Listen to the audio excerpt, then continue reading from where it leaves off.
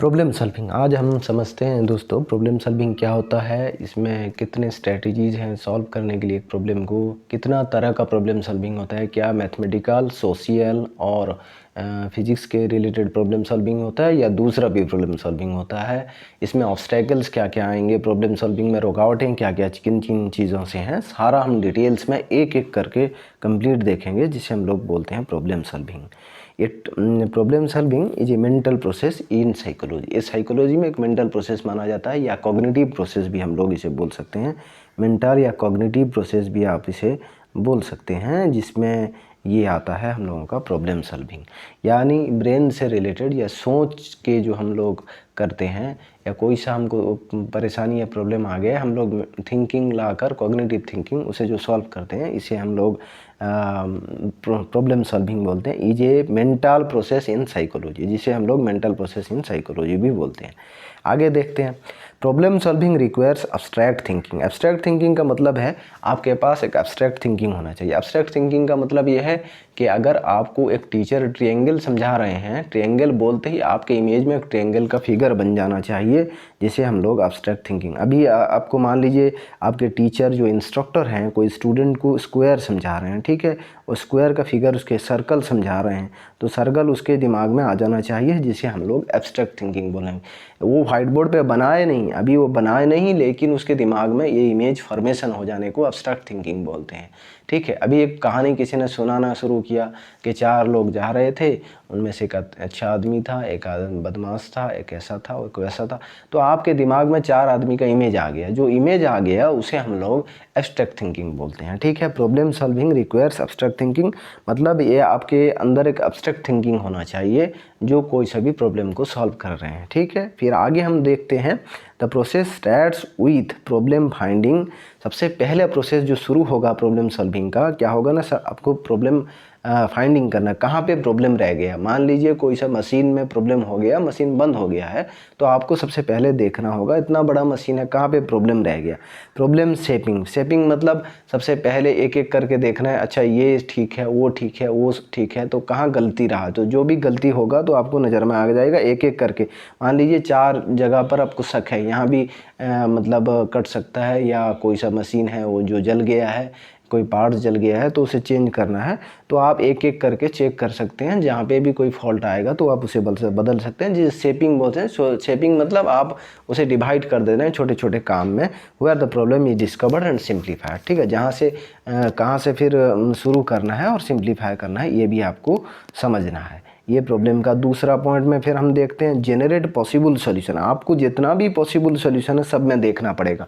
अच्छा, आपने एक काम करके देख लिया, ये नहीं हो रहा है, अच्छा ठीक है, और कोई से रास्ते से देखते हैं, या ये पार्ट्स ख़राब है। हम मशीन का एग्जांपल लिए हैं, इसी तरह एजुकेशन प्रोसेस में भी कर सकते हैं। आपका जब मैथमेटिक्स में प्रॉब्लम है, तो अच्छा ये फार्मूले से नहीं हो रहा है, तो दूसरा फार्मूला आपको जो याद है, मतलब ये लग रहा है कि ये होगा, ऐसे अजम्पशन नहीं लेना है। अजम्पशन बिल्कुल नहीं आएगा कि एक कुछ भी फार्मूला डाल दिए, आपको 2 फार्मूला लग रहे हैं और एक फार्मूला आपने डाला था नहीं हुआ, तो फिर दूसरा जनरेट पॉसिबल सॉल्यूशन। जितना भी पॉसिबल सॉल्यूशन आपके पास 3-4 फार्मूले याद हैं, याद नहीं है, जो लगते हैं कि होंगे, अजम्पशन बिल्कुल नहीं लेना है, एंड इवैल्यूएट देन। फाइनली आप वो मैथमेटिक्स या फिजिक्स को सॉल्व कर सकते हैं, या सोशल लाइफ में भी अगर कोई प्रॉब्लम है आप उसे सॉल्व कर सकते हैं। फिर आगे हम लोग देखते हैं, फाइनली ये सॉल्यूशन इज सिलेक्टेड। फिर आपको एक सॉल्यूशन मिल जाएगा इवैल्यूएशन करने के बाद, कोई सा भी मैथमेटिक्स हो या सोशल प्रॉब्लम हो। अगर आपके गांव में गंदगी बहुत ज़्यादा फैल जा रहा है, तो आपने क्या किया ना, उसको काम को पहले बांट दिया कि सब हम जितने भी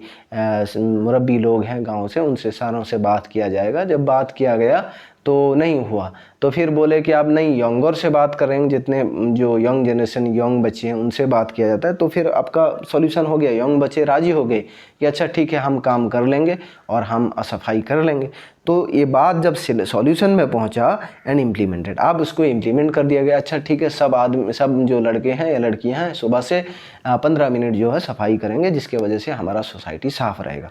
एंड वेरीफाई भी करना है आपको कि हफ्ते बाद हम चेक करेंगे, हमारे ये 4-5 लोगों का कमेटी होता है या ये 10 लोगों का कमेटी, हम देखेंगे कि कितना सफाई हुआ। ये सोशल प्रॉब्लम को सॉल्व कर रहे हैं आप, ठीक है, ये सब भी कर सकते हैं। फिर आगे देखते हैं स्ट्रैटेजीज ऑफ प्रॉब्लम सॉल्विंग। क्या क्या स्ट्रैटेजी होना चाहिए आपको एक प्रॉब्लम सॉल्विंग के लिए। सबसे पहले तो क्रिटिकल थिंकिंग होना चाहिए। क्रिटिकल थिंकिंग मतलब आप जो भी ऑब्जर्वेशन लें वो ऑब्जर्वेशन बनाए वो अच्छा हो, जजमेंट लें, जो भी आप डाटा कलेक्ट करें कोई से काम के लिए वो बहुत परफेक्ट हो, कोई गलत सलत डाटा आप ना ले जाएं, ठीक है। इस तरह के कंसेप्ट में जो भी एविडेंस लें, आर्गूमेंट जो भी करें, सारा मतलब जजमेंटल हो। ऐसा नहीं कि जो भी हो गया बात हो गया, ठीक है, इसमें कोई फ़ायदा नहीं है। क्रिटिकल थिंकिंग का मतलब वो होता है अगर कोई आप एनालिसिस कर रहे हैं, कोई सा भी चीज़ काम करें वो परफेक्ट हो, मतलब पॉजिटिव नीयत से रखा जाए, पॉजिटिव थिंकिंग के से लिया जाए और हर काम को परफेक्टली करने का कोशिश किया जाए। क्रिटिकल थिंकिंग और जजमेंटल हो। जजमेंटल मतलब कोई भी बात बता रहे हैं उसका कोई एक्सप्लेनेशन अच्छा निकल रहा है, इसका मतलब ये नहीं है उसका वैल्यूलेस बात कभी उन पे काम कर दिया। ब्रेनस्टॉर्मिंग मतलब ये होता है कि आप 4-5 लोग के अंदर बैठ के हर आदमी का बात लिया जाता है, 1 2 3 4, फिर उसमें एक आदमी जो है सिलेक्ट करता है कि उसमें क्या बात होगा,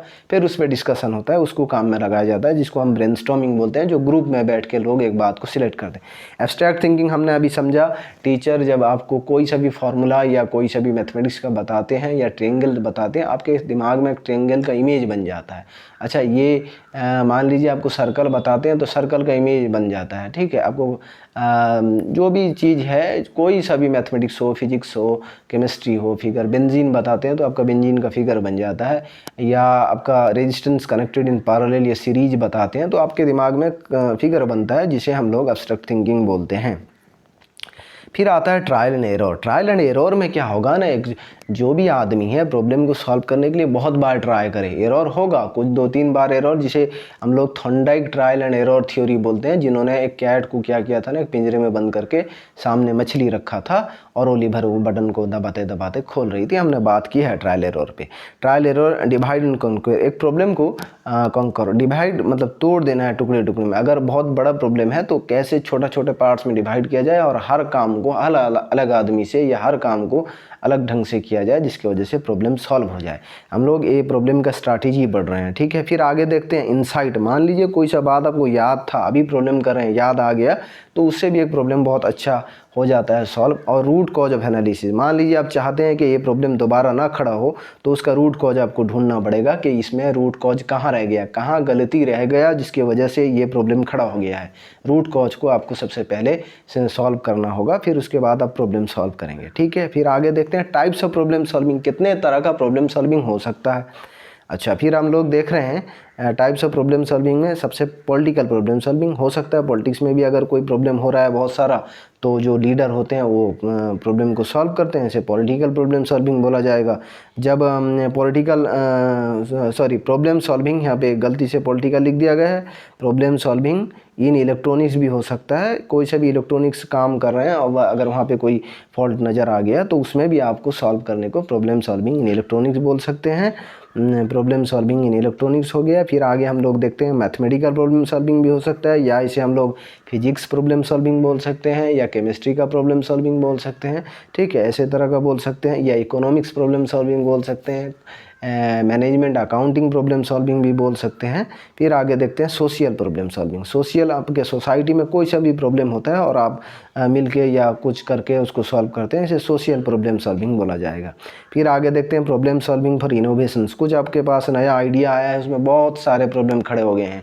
ऐसा होता है अक्सर, अगर आपके पास कोई अच्छा आइडिया है और बहुत अच्छा कंसेप्ट है जिसे लेके काम किया जाए तो सोसाइटी को बहुत फ़ायदा होगा, बहुत पॉजिटिवनेस सोसाइटी में आ जाएगी और लोगों के पास बहुत हेल्पफुल मतलब होगा लोगों के लिए। तो एक इसमें बहुत रुकावटें आएंगी, प्रॉब्लम्स आएंगे, ये बोलेगा नहीं ये सही नहीं है, वो सही नहीं है, ये आप गलत करें, वो गलत है, वो गलत है, तो ये सारा चीज़ आएगा। रोकने के लिए भी बहुत कोशिश हो सकता है आपको, तो इसके लिए आप इसको भी कैसे सॉल्व करें, प्रॉब्लम सॉल्विंग फॉर इनोवेशंस, ये भी कर सकते हैं। तो ये भी हम लोगों का प्रॉब्लम सॉल्विंग की एक टाइप में आता है।